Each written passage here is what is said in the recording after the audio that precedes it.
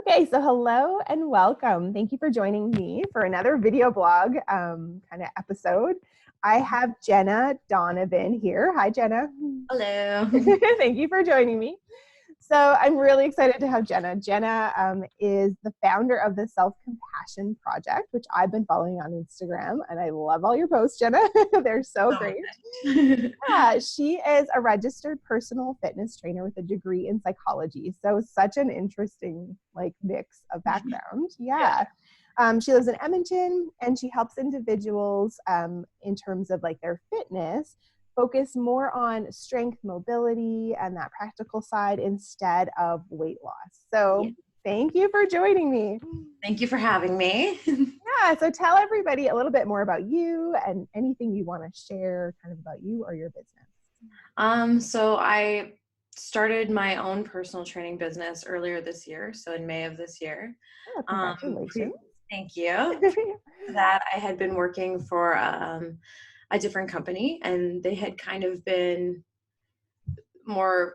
they kind of trained us in a way to deal with clients in a certain way. And it never really quite sat right with me. So the longer I was doing it, the more it didn't really line up to my values. And so being able to make that break and start my own business where I can kind of train people and have it align with my values has been really great. Nice. Congratulations. Yeah, that's so hard when your values don't align with what you're doing. Every day you're going to work and you're just like, oh, I don't want to work in this environment or work in this way. I honestly was ready to give up on the entire fitness industry in general because there's a lot of toxicity in it. But I thought, give it a shot and see if I can create more of a positive space for people. And so it seems to be working for me. Yeah, and it's been you absolutely have created a positive space on your Instagram for sure. I love your messaging and it's very welcoming. It's very inclusive. Yeah, I love it so much. Yeah.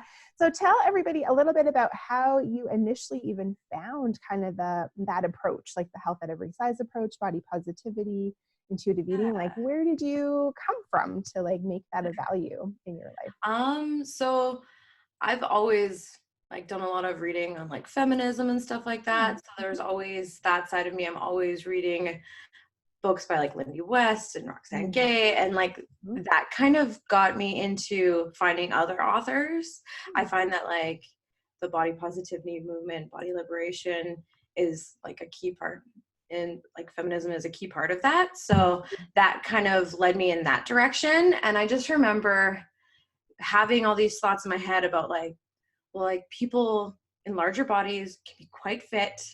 I've seen it, all the time. Absolutely. Why are we still telling people that they need to lose weight? And so that was in the back of my mind. And then I remember going to a conference last year, the year before, and someone just saying outright that they were not a health at every sizer. And then when I looked up that term, I'm like, oh, these are all my values. Health at every size. They align. Yay. That's what I've been thinking about this whole time. Yeah. I was like, well, that's clearly what I am. And so then from there, doing more reading into intuitive eating and all of that kind of stuff just went down the rabbit hole of all of it. The good rabbit hole. Yeah, exactly. It was great. It was all these thoughts I had been having. It was oh, people are actually out there doing this. I can do this too. I don't have to be stuck in an industry that's telling people they're the problem when it's no. Yes, I have the similar story too. Absolutely have all those values, and then finally found the health at every size community. Was wow, that's what I want to do. This is what I'm trying to accomplish in my own work. Yeah. It's a nice alignment, and it's nice to find that community. I feel that's so supportive, and in all that diet noise every day, all of the community, we can come together, especially in the online platform, and really see everybody's working towards that same kind of just self-compassion and, like you said, kind of just justice for people too, in all bodies, of having good healthcare, being treated well, all of those basic things. It's the basic need of just respecting people. Yeah. And it's true. Finding this community, I was wow, this is the most supportive community. I'm this is what I've been looking for. People in fitness are not really all that supportive of one another. It's very competitive. So finding this, nobody's feels like they're competing. Everyone's trying to lift each other up, which is amazing. Yeah. It's nice to come to work to that every day. Yes, absolutely. Exactly. Yeah. And then So finding kind of your sort of values initially, and then finding the community, and then how has that sort of worked out its way into how you work with your clients, and in a personal way, and also like in fitness? And then how do you bring your psychology kind of degree into that too? I'm curious. So for myself, just trying to get more into intuitive eating. Before I had probably been a pretty intuitive eater, kind of lost that along the way, right? And you get fed all this information, especially in fitness. For some reason, everyone thinks they're an expert on how you should eat, which none of them are. So you kind of have all this like background noise of people telling you every day how to eat, and you kind of lose that intuition. Right. Luckily, my partner is a very intuitive eater, so at home we're always like, he's like, well, I want to eat this. Let's eat this. And like, nice. I don't really want to fight about it, so I guess we're eating that. Yeah. So that was always really good and really supportive. So getting more into that has been really, really helpful. It takes a lot less mental space out of it, which is nice. And then with my clients, just working a little bit more on like body image, not focusing on weight at all. Like I don't weigh my clients, I don't measure them, which is something I was pushed to do at my last job, which I hated. And how do people receive that too? Like what is, do they come to you knowing that you're not going to be weight centered, or does some people find you and then they're kind of like surprised that you're not focused on weight? How does that I'm pretty vocal in the fact that I do health at every size, and I'm not working with weight management people. So that's been pretty good. A lot of my clients actually did follow me from my last job. And so I had kind of been like hinting at and talking about what I was believing in. So the people who followed me mostly are people who don't want that. And the ones who are still in that headspace, I just say that I'm not going to weigh them and I'm not going to measure them, and we will focus on strength and endurance and all those pieces. And just the gym time is a time to talk about other things and talk about working on body image and stuff like that. So I found it's been really good. A lot of my clients have been really like positive about the shift, and they've really kind of come on board with it, which is great. Nice. It make a big impact with them. And so in terms of progress, like I kind of have this, I've been thinking about this lately in my own work too. So when you're shifting progress from the scale and weight loss and like body measurements, now when you look at like kind of outcomes that you're looking at with your clients, what are you focusing on for them, or what do they get to focus on and see kind of changes in? So it just depends on the person. So sometimes people come in with like mobility issues, and they'll be able to see that they're able to do more, and like they can see the change in their mobility.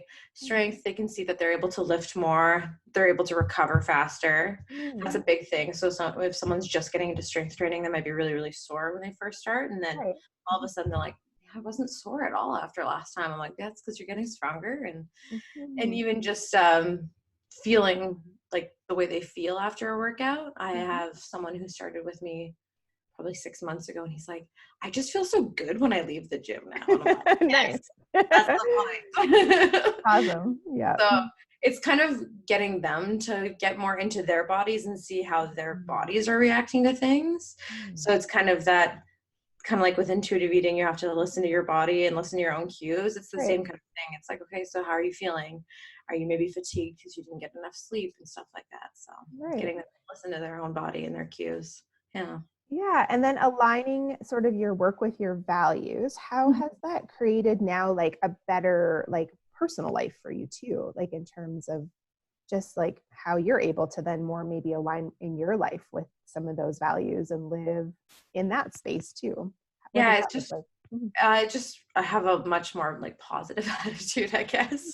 I was getting to the point where going to work was getting pretty draining and not really enjoying the work I was doing. So now I definitely do enjoy the conversations I'm having more with people, and more excited about getting in, like going to work. It's great. Yay. That's amazing. Makes a big difference, right? Yeah. Yeah, that's the goal. Nice. Well, that was so great to hear a lot about like your journey and how Health at Every Size is working for you in your business. Because I think a lot of people fear that they can't get away from weight loss and they can't have a successful business. That's something that I have conversations with other dietitians and other people in the fitness industry as well. I think it's scary because you're basically saying, hey, this entire population of people who is the vast majority of people are looking for weight loss, like saying, well, I'm not going to do that. Because I honestly, for the first 4 or 5 years I was in this industry, I was just so shocked by the amount of people who are coming in and looking for weight loss. And I was like, why? This isn't necessary. Yeah, and I think that's what they're guided to. So Yeah. I had the same thing. Like in my industry, probably 95% of people when I was in private practice came to me for weight loss as well. And now that I've shifted, the conversation shifts and people are not necessarily looking for that and they need something else to also like be offered, right? But if nothing else is offered, then all they know is to come to us for weight loss. So yeah, it's wonderful that you're providing this for clients. I'm so excited for people to get to know you more and follow you. Yeah. And so where can people find you? So they can find me on Instagram through the Self-Compassion Project. There's a website attached to that as well. I have my personal account on there. It's mostly just pictures of my dog and me boxing. Not nearly as exciting, but and which is Jenna Stevie on Instagram.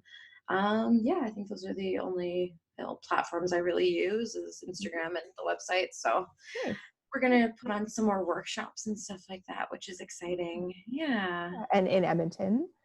Yes, in Edmonton. Yes. Nice. Yeah. And do you do any virtual work at all, just so people know kind of? I haven't yet. It's definitely something that I want to explore in the future, just to reach more individuals, right? Yeah, but for now, everybody in Edmonton, you can reach you and connect. And and I'll put all your information underneath this video on the blog. And then also on Instagram, I will tag a post. And so anybody watching this, if you're not sure where to find Jenna, I will put links everywhere so you'll be able to find her. Awesome. Yeah, well, thank you so much. This was so great. I really appreciate you taking the time and chatting with us and getting us to get to know you better and how you're working with clients. Yeah, I really appreciate it. That's awesome. Well, thank you for having me. Yeah, okay. Have a really good day. Thanks. See ya.